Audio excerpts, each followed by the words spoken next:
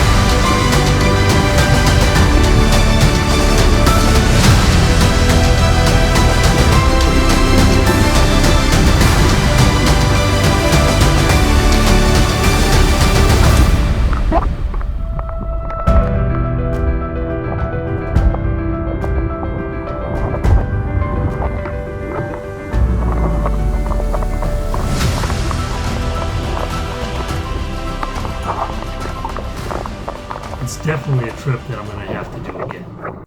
On the way back to Ensenada, Amy had yet another surprise for me. I had been talking about the Baja 1000, of course, constantly, and reminiscing about the old days of me racing. So, she had booked us a trip to go on some dune buggies.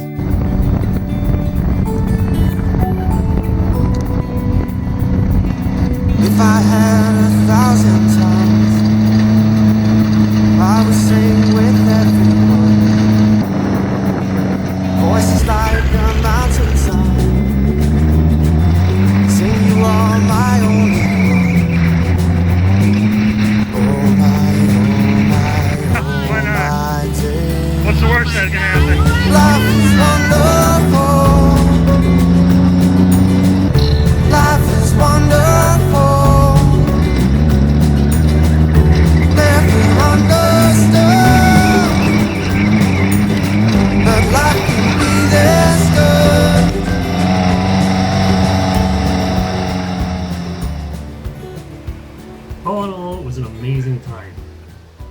can't recommend it enough.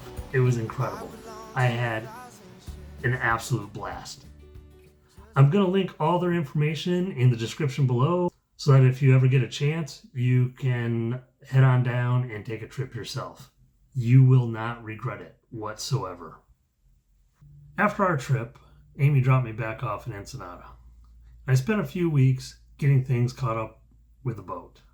The pullout was complete, the termites were exterminated, bottom paint was done, the transponder was in, got all the NEMO wiring hooked up, so now everything works all interchangeably with both my internal and external multifunction display. I decided to go ahead and change the glass in the salon area because the plastic that was put in there was getting pretty foggy, pretty crazed, and you just couldn't really see through it anymore. I figured, the price was right, and the purpose of having that big raised salon with all those windows is so you can see out and enjoy the scenery, which I could not.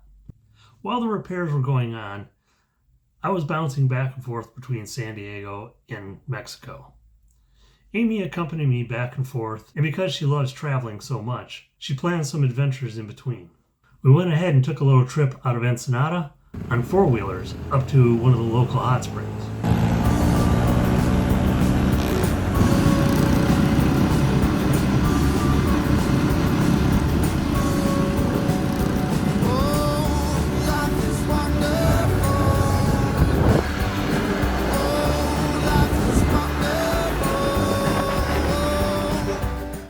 Again, I'll have their information below because that trip was amazing. So if you ever get to Ensenada or San Felipe, definitely check out the links below. After hanging out at the hot springs, we decided to take a trip up to the wine valley. Because who doesn't like wine?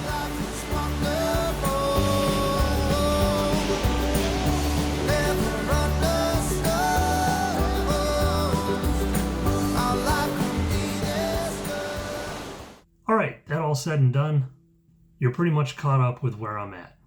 This is going to be my last video until December 31st. I'm going to start releasing videos on Saturday from now on, and I'm going to start with December 31st.